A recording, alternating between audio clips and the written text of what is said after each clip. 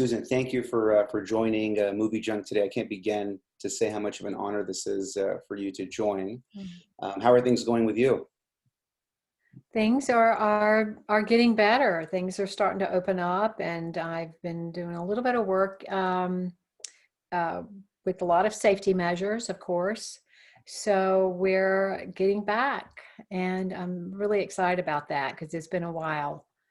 It's been a while, so it feels really good to work. And I've had a lot of auditions, and I've booked some jobs, and I'm just so grateful that we're finally at that point where we can actually do a little traveling and get back to business. So it's been good. That's good to hear, and it's amazing to have you on. For the folks that been living under a rock, we do have Susan Gallagher, who's very famously known for playing Homeless Lynn. One of my favorite characters on the. A lot of people are saying it's the new show, but Cobra Kai's been out for a few years, but one of the top-rated shows on Netflix right now, Cobra Kai. Yeah. But Susan also, has is an credited director, writer, producer, actor, and you've been in the business now for almost over 30 years, or roughly 30 years. Am I not mistaken? Yes. Yeah, that's Awesome. right. And you've also been on shows like NCIS New Orleans as well. I have. I got the opportunity to guest star on NCIS New Orleans last year with Scott Bakula. So that was just a Yeah. thrill because he's such a hands-on kind of not only actor, but he's executive producer. So he wears a lot of different hats, and it was fun to just kind of act like a sponge and learn as much as I could from him. And he's a great guy, very professional, huge family man, and yeah, that was a blessing for me. So I really appreciated that. Yeah, I'm a huge fan of his. I mean, definitely a lot of his movie work and TV shows. I actually really like the movie Major League 3. He was in the third Major League. They brought him in as the coach. So yeah, that was awesome to see that you'd work with him. And yeah, it seems to be like he's just a Yeah, great. he's got a lot of fans. It's I mean, I knew that obviously he's been in the business for a long time, and Quantum Leap was very popular and Yeah. had a big following. But since I've been doing these interviews and podcasts during COVID, I have learned that he has a huge following, and a lot of Cobra Kai fans are also fans of Scott Bakula. So that's cool. Yeah, well, that's great. As far as, and I know a lot of folks want us to just jump right into to Cobra Kai, but I want to learn a little bit more around kind of your journey. As I mentioned, writer, actress, director, producer. Kind of what got you started, in Hollywood. What was your inspiration to join? I think I grew up with a little bit of a bug for the biz. My mother was in the entertainment industry, and my dad had always wanted to be an actor, but couldn't because he had to make a regular living. And um, but it wasn't until later. I mean, obviously, I didn't get into it until my late 20s. So I was sort of late getting into it compared to a lot of people like, Billy and Ralph and them, which, who got into it when they were kids. Right. So it wasn't until I moved to Florida, in Central Florida, and my husband was just very supportive and wanted to encourage me to have a creative outlet. And we lived in a very small town, and it was a wonderful small town, but I liked a little bit more of a bigger city. So I started taking acting classes in Tampa and in Orlando, and the doors just started opening up. And back then, 30 years ago, we did a lot of national commercials. We had theme parks like Disney, Universal, SeaWorld, Busch Gardens. And so I started out doing commercials and a lot of print modeling work, because um, my kids also were in the business and they did a lot of work too growing up. So we just had fun. And then when I booked a recurring role on one of Aaron Spelling's show, if you remember who he was, the great late Aaron Spelling, called Safe Harbor.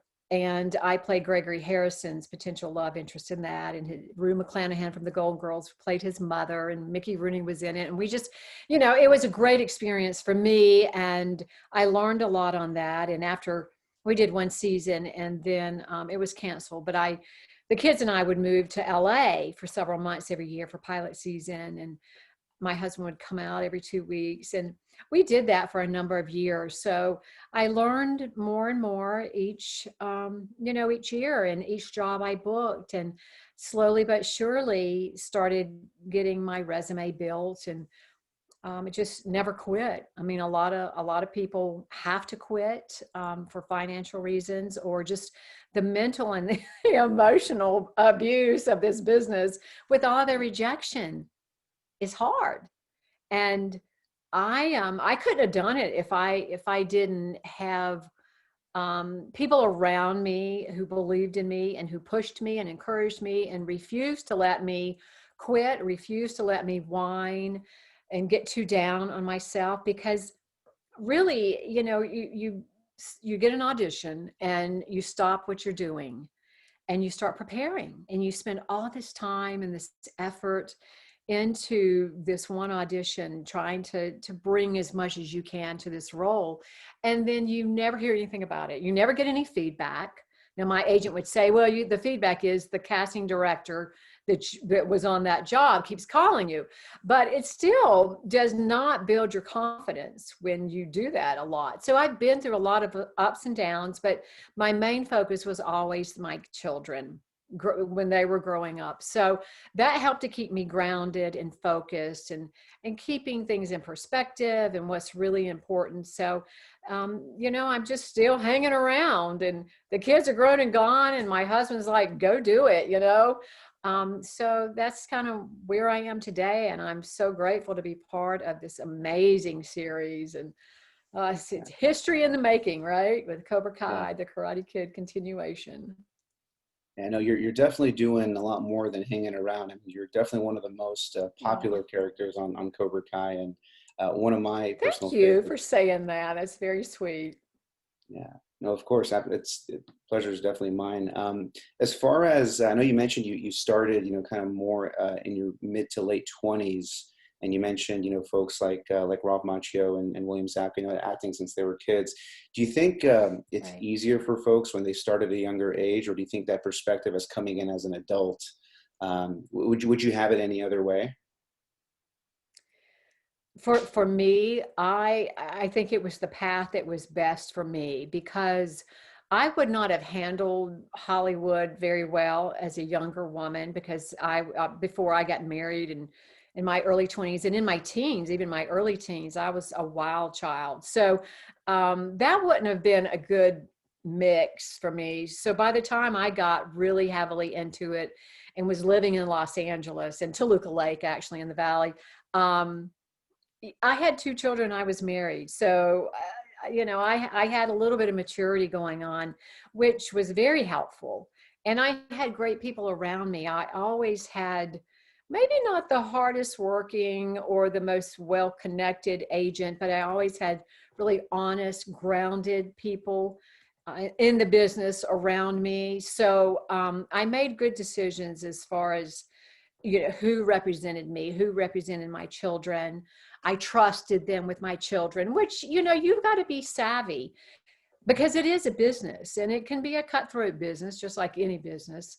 And I've seen the stage moms, and we've been down that route. And just, I think, having the perspective of a mother and a little bit of an overprotective mom, in seeing my kids in the business, gave me a whole different perspective on it, and helped to keep me grounded and to keep my priorities in order. Because I know a lot of people in this business, and especially younger people, and I try to empower women, younger women in particular, with anything that maybe I've learned, to share with them so they don't have to learn everything the hard way. But we cannot make this business our whole life. And I think that's when we get into trouble, because I think it's made me a better actress to have a life. Now, acting and the business is a big part of my life, and I love it. It's my passion, and it feeds my soul. But I have a life, and I think that's really important, especially in a business that does have so much rejection, and does have so many ups and downs. I mean, you can be you can be way up here one day and then, at the bottom of the pile the next. So we got to stay right here and have a little balance in our lives. And I try to stay in the moment and have a little bit of balance. No, yeah, that definitely, as versus starting in Hollywood at a younger age, you're kind of being dictated by your parents, management, as far as the decisions that you can and can't make. And coming in as an adult, you do have a different perspective. You were your mother, a wife. So yeah, definitely. I don't think a lot of folks in Hollywood do have that balance, and that's why you kind of see some of the rougher sides, at least. But definitely, it seems like you're very well grounded, and having that perspective is great. Well, I should be. I'm old enough to be grounded. So, with age comes a little bit of wisdom, hopefully, right? Yeah, I no, wouldn't have absolutely. had it back if I had been in there with Ralph and Billy back in the day. I would have been the crazy wild child, uncontrollable. So that's a blessing that, I didn't have those opportunities because I would have blown them. Yeah, But yeah. they No, obviously had, good, strong parental guidance. And I don't know about Ralph, but I know I read somewhere that Billy's parents were in the business, yeah, like my mother was in the business. And I think that does help too, to not take it all too seriously. yeah. Right. Yeah. No, I know this is probably a dumb question, but were you a Karate Kid fan before you joined Cobra Kai? I mean, who wasn't, right? Especially at my age. I mean, everybody knew who the Karate Kid was. Was I a diehard fan?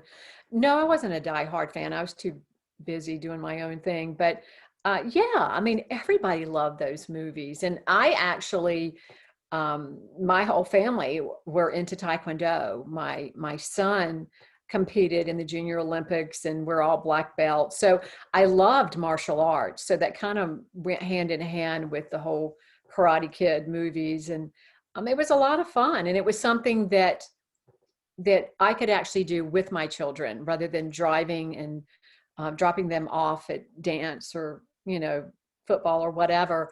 I could actually participate. So that was a great experience to be able to participate in a sport with my children. And we would travel and go to competitions actually all over the world. We went to Korea and went to the Blue House, and my son competed over there. My daughter was really good, but she didn't have that the killer instinct that you need when you're fighting. She wanted to be everybody's friend, but she could kick the boys' butt. So I've got to give her a little shout out too. So what you're saying is, if they need to shoot a scene where Homeless Lynn is beating up Johnny, you're more than ready to take on that challenge. I am not ready. Give me 3 months to get tuned up, right? This is a long, long time ago. It's so funny because back in the day we used to say, yeah, give me, I'll kick your butt in about 30 minutes after I've stretched really good. Just hold on. But now at my age now, I'd be like, okay, give me 3 months. I'll go work out with Ron Thomas and Pastor Bobby Brown and Vidal and some of those guys who are Um, still amazing, just amazing. yeah, no, it's just exciting, kind of keeping up with all those guys on social media and just seeing Yeah, how active they are. And that's why I wasn't surprised when I saw that reunion episode where they all just came in and kicked butt. It was just one of the best episodes, and just great to see that those guys all still got it, and just gives us the hopes that we're going to see more of them in the upcoming seasons. absolutely. Did you see Ron Thomas's social media page? I think it was yesterday, where he's Where he was like hitting the, punching the the heavy bag. bag. Oh yeah, the hitting bag. Yeah, Whoa, yeah, he's got it going on. yeah. Looks like He's he's so training for fast. something. Yeah, he looks like he's training for Yeah, something. Looks like he's making a comeback, or maybe getting ready for an episode. We'll see. I don't know, Um, but I was impressed. yeah.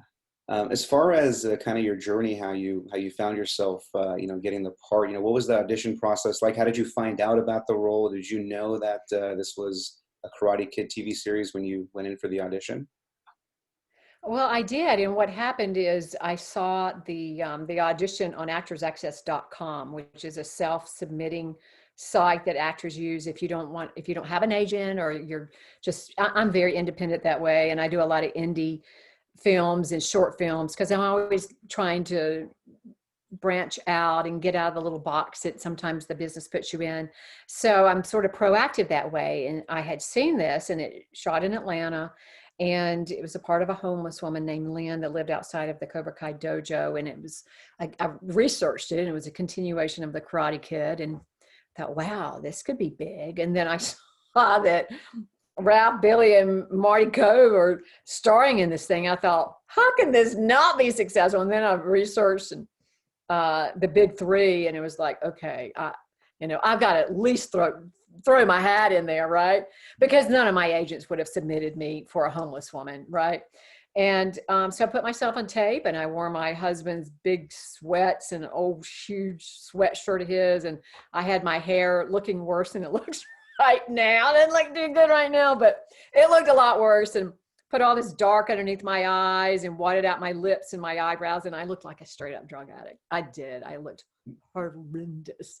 So anyway, I went to the studio in Asheville, North Carolina, where we live half of the year, and put myself on tape. Actually, the same place where Hannah Keppel put herself on tape, because she and I were just interviewed by the Asheville newspaper together. And that's where her agent is. And that's where I tape my stuff. They're just good people, and they tape me. But anyway, and Hannah and I were looking at our original auditions, and I looked horrible. I mean, I seriously think that I looked worse in the audition than Lynn looks, if you can believe wow.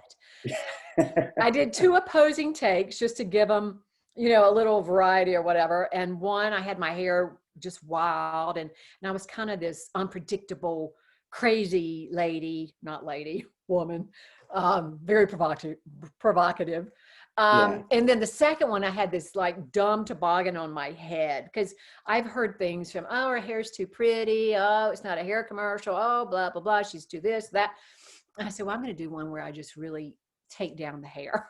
I had this toboggan on my head, and I had like a piece of paper or something, and I threw it at the camera operator, Jonny, who was reading opposite me. And we just had a blast, and we were laughing hysterically between each take. But I didn't think too much about it. I sent it off, and that was that. And then I get this call from my Atlanta agent, because I did put them down, because that's the ethical thing to do. Never even told them I did it, because they know I'm independent, and it was such a long shot.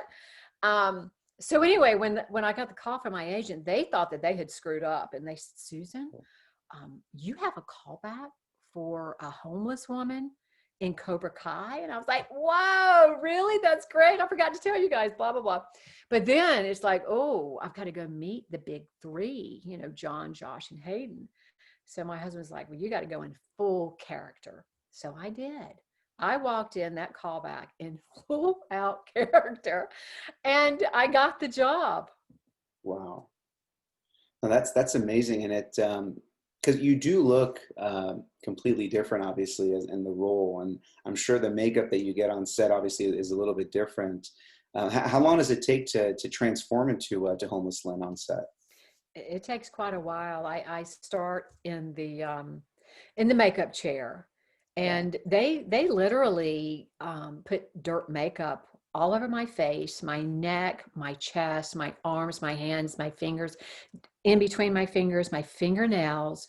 And then if my legs are showing, like I had on that cut off pair of capri sweats with underneath my 2 or 3 skirts. I was very layered that day. But anyway, my legs, my feet, I mean, I'm just filthy. I'm absolutely filthy. And of course they put a lot of stuff underneath my eyes. And I mean, I start transforming, and then they do the hair, get in the hair chair. And it's almost like there's dreadlocks in my hair. I mean, it's I don't know if it's trickier getting the hair undone or, cleaning up from all the dirt makeup. But then after that, then I go to put on the costume, and I'm feeling more and more like Lynn and slipping into her filthy skin by that time. And then the last thing is that they paint my teeth, each one brown, and then they go back in between with a dark brown, so they're straight up rotten. And Lynn is hideous, and it's hilarious. No, it's wild. they do a great job, during the transformation. They do. you see certain characters, where they have like bodysuits on and different makeup, and this is just Yeah. it's a homeless woman, but there's so much that goes into that, especially if you don't look Yes. that way, naturally. So you do a Right. tremendous job, and definitely look the part. No pun intended. Thank you. Thank you very much. I'm glad to hear that because I love playing Homeless Lynn, and I think I pull it off. I think I look the part.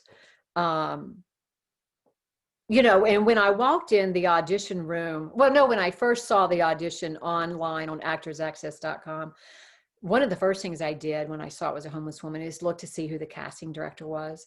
Because, I know pretty much all of the casting directors all over the South and the Southeast, and they know me, they know my kids, and, they see me as this mom or this whatever. And he didn't know me. And I didn't know him. Bajo did not know me. So I thought, maybe, might as well try. I could possibly get a break with this if I can, pull off the look. Do you did you base your character on anybody? Were there any inspirations on the role that allowed you to kind of become Homeless Lynn? Or was That's a it just great your own? question. I don't even know if anybody's ever asked me that, but yeah, because I like to do a lot of preparation. I'm kind of one of those that believes in over preparing and then going with the flow. So, gosh, I mean, that role has a little bit of a lot of different actresses that I've been inspired by over the years. From you're probably too young to remember the show, The Beverly Hillbillies, Oh yeah, no, but I definitely remember that. Granny Clampett. Yeah. Granny, you know how just fiery and sassy she is? There's a little bit of Granny Clampett in her, mixed in with a little bit of Hot Lips Houlihan from MASH, played by Hmm. Loretta Swit. Yep. Yep. And she was so good, but there was something really funny about her portrayal too. And then there might be, and I can't believe I'm going to say this, but did you ever see the movie Kingpin Of course, with Woody Harrelson. yeah, well, Lynn Shay, Yeah. who was the landlord Yeah. there, she's fearless. That woman is fearless. Robert There's a Shaye's. little tiny bit, not as disgusting. I hope the writing doesn't get ever that disgusting, but there's a little bit of fearlessness of Lynn Shay in that. Interesting. And then there, Interesting. what? No, no, I What'd said you say? interesting. Yeah. Interesting. Nobody's ever asked me that, so this is new information. And then of course, the great Robin Williams and Kingfisher. I Legend. mean, he's like one of my all-time favorite. So yeah, I love to study other people's work, and especially character roles. So yeah, there's a little bit of this, a little bit of that, a little bit of Susan, but a little bit of lots of different people. I Yeah. mean, you think about what would Johnny Depp do with Lynn? You can Yeah. have a great time just in your own imagination trying to think about that kind of spin, right? Yeah. I mean, for me, when I characterize the top homeless women in Hollywood that have played that role, like I think of Home Alone 2. Remember the pigeon lady in Home Alone Love 2? her. Oh, listen, I have looked at her stuff before online. I can't remember if it was for this or something. It was probably for this, but I'll do that. Like for auditions, I will go and Google, their footage. Yeah. And But when I she had such a small role, but I mean, how memorable, right? Oh yeah. Yeah, no, Yeah. that was a tremendous role. I mean, she same thing, like looks obviously completely different when they're in other roles. But like that role, and then but when I saw Cobra Kai, I immediately start when I saw your portrayal, I was immediately thinking of, I'm not sure if you watch Sons of Anarchy. You watch Sons of Oh Anarchy, the yeah, TV the show? homeless woman. Yes. That's what I was Yeah. thinking, and because you have these roles where they seem like minor roles, but they play a bigger part, and obviously you learn that as the show continues. But like same with her, like Right. very a few seconds, or like Jax would be having like a mental breakdown, and then like you would just see her just sitting there, and when you kind of start researching, Kurt Sutter, the creator, there was a bigger message behind her. And I just sort of felt like, like I was getting that same feeling when I saw you. I was like, yeah, you're giving these jokes, but I mean, you were there during the initial beatdown. So, whether you gave him an inspiration or whatever it was, but you were there from the beginning. So I started kind of getting that feeling also when I say, similar to Sons of Anarchy, Homeless Lynn, when I started, I was like, I think this role is going to lead into something much bigger. So those are some of the roles that I kind of compared you to when I first saw you in Cobra Kai. Well, I think that's great. I love your theory, and I'm flattered that you've given it that much thought. I've heard a lot of theories about Lynn, and that's one of them. And also the Oracle in the Matrix movies I've heard, which kind of is along that same line. So it's almost like that theory gives Lynn some really interesting power that would be fun to play. Yeah. But at the end of the day, right now, I mean, she's showing up to provide some comic relief for Jonny, who has so much drama in his life. It's like drama, right? So I think that you've got to have that detail character or whatever to bring in a little bit of comic relief, because it is so heavy, everything that's going on in his life. Yeah. No, definitely. And I'm looking forward to seeing what's in store for Cobra Kai season 3.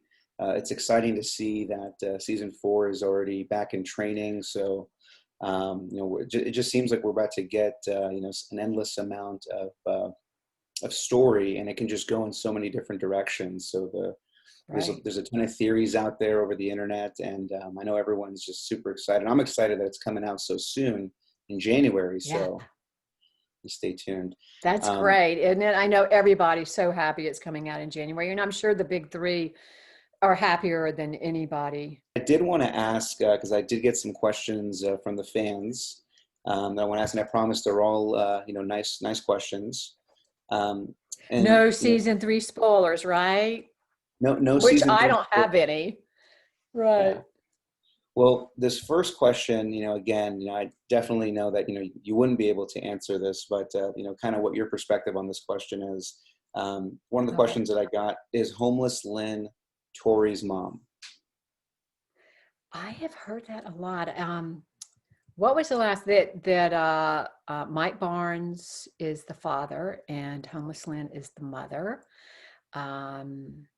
That's the most popular one. Yeah. And then one of the fans said, well, she would recognize her mother, or Lynn would recognize her, because she's coming into the Cobra Kai dojo every day. So, that's where Lynn lives. And so that's where she hangs out, or at least that's where, she was last time we saw her. Yeah. So. Yeah, because I think, what Tori had said in the episode, that, her mom used to work, I think, 2 shifts, and would, steal food from the restaurant in order to feed the kids. So, it could be, something where she lost her job and maybe ended up being homeless. So that's one of the more popular theories. And then that'd be interesting to see how maybe her and Mike maybe have met at some point. So that would be kind of cool too. But there's a lot of theories on maybe she's Allie's daughter, because the Allie character as well. So I think sometimes with these theories the answer is right at the tip of our nose. So we'll see. That would be interesting if Homeless Lynn was Tori's mom. That'd be cool. Tori's mom.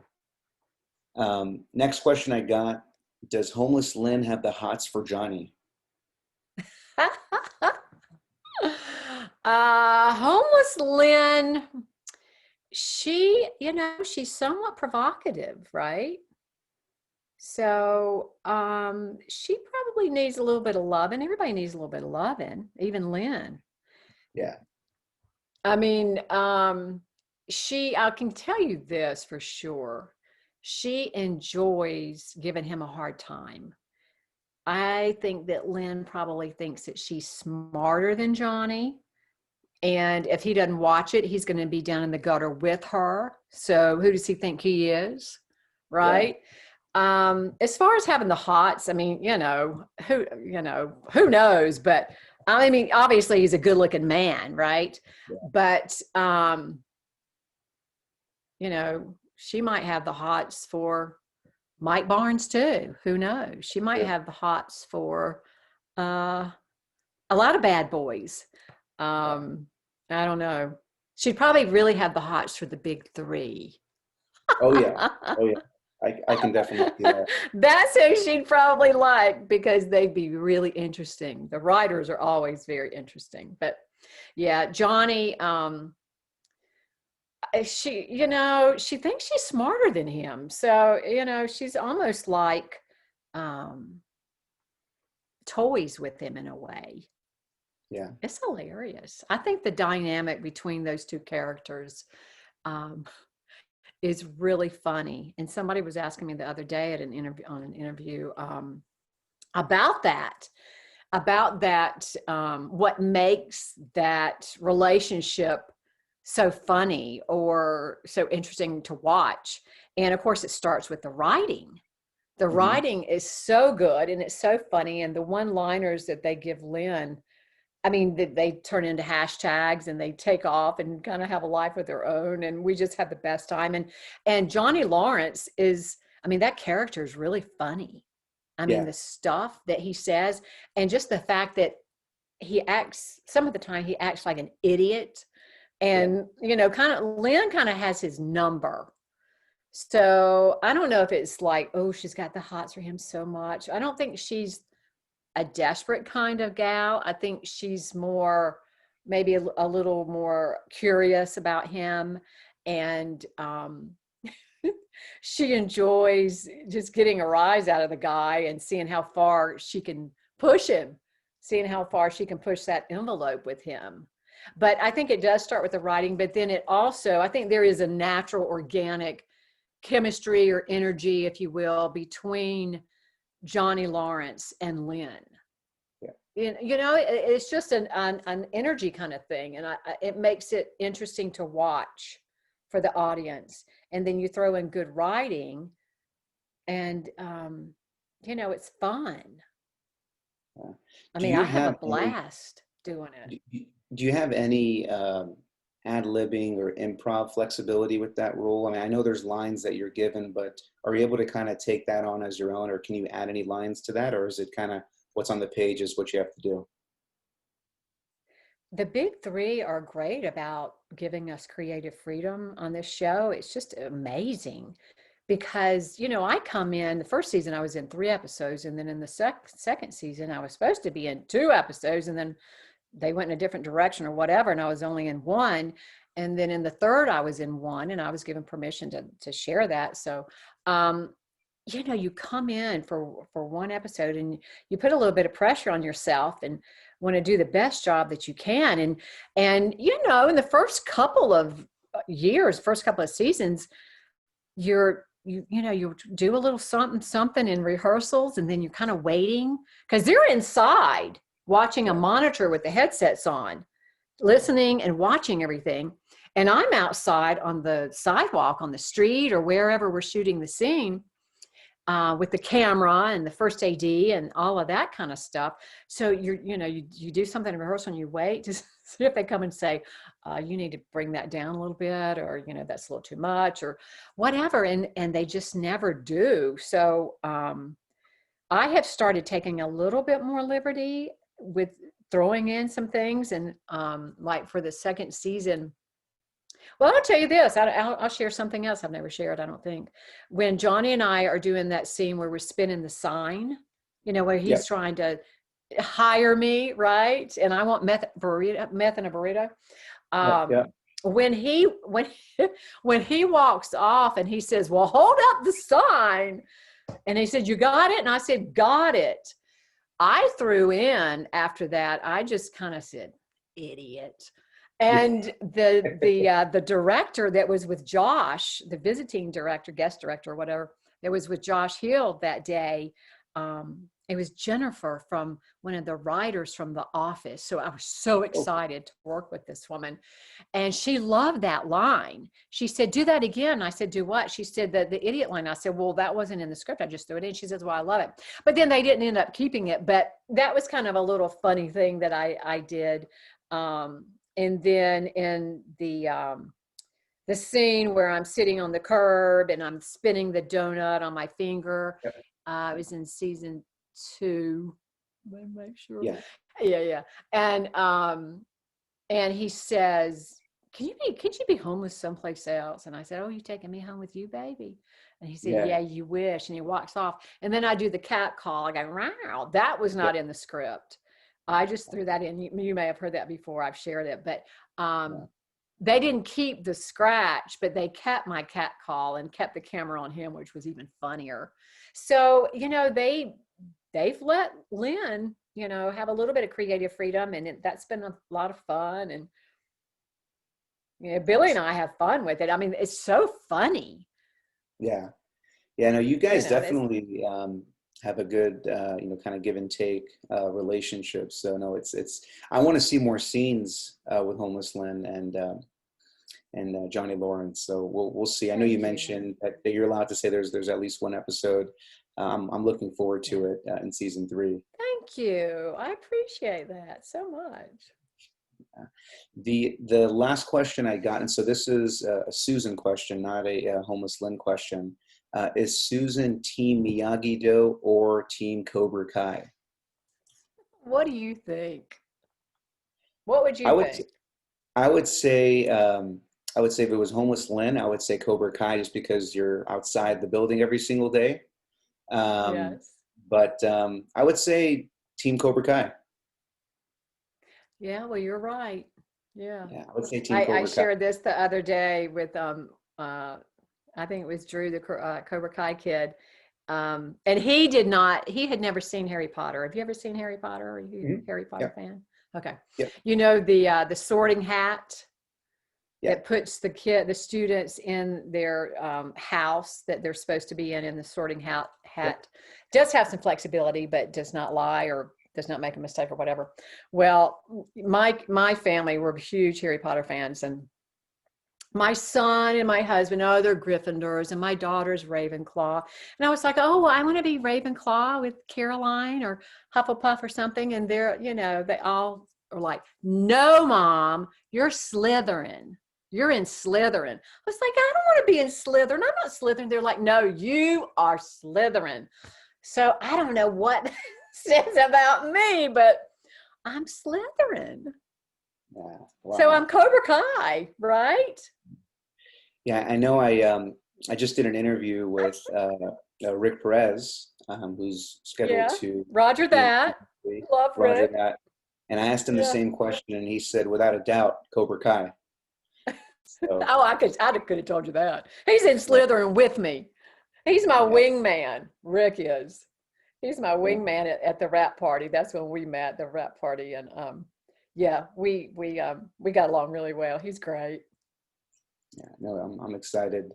Um, Great. So definitely, thanks for answering the questions from the fans. Susan, I did want to ask you Oh yeah, because thanks for asking. Thanks for asking, fans. Of course, I know that you have a very busy upcoming schedule. Are you able to share with us kind of some of your upcoming projects? What are some of your upcoming releases that are scheduled to come out later this year, early next year?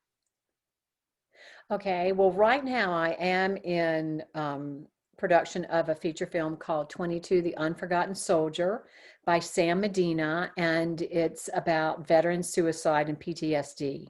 We hope to release on Veterans Day, and I was in New Orleans for 10 days, and then I'm going to be in Las Vegas on that in the next probably 2 or 3 weeks.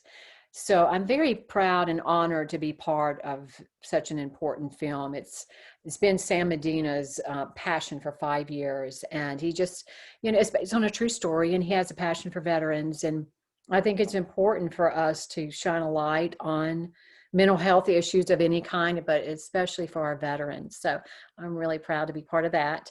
And my own production company, Her Little Red Productions, is producing a pilot that we're going to pitch. It's sort of a concept trailer that we're in pre-production on right now, and it's called Grace's Diner.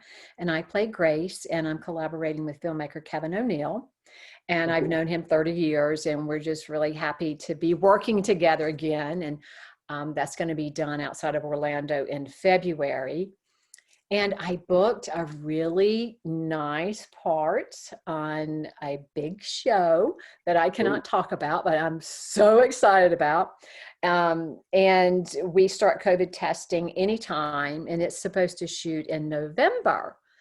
So there's a few things going on. And actually, I just got a call from my Louisiana agent, and we're in negotiations with on a film that is shooting for 2 weeks in Ohio. So I just, this big thing that I got over here, that's my top priority right now. So we're trying to work out all the dates, and it's all good. It's all blessings. And I'm just so grateful to be working again and to have these opportunities and to have such a wonderful creative outlet. And I'm so grateful to people like you and to all of the fans from the Karate Kid and Cobra Kai series. It's been such a wonderful experience for me. And I just am so grateful.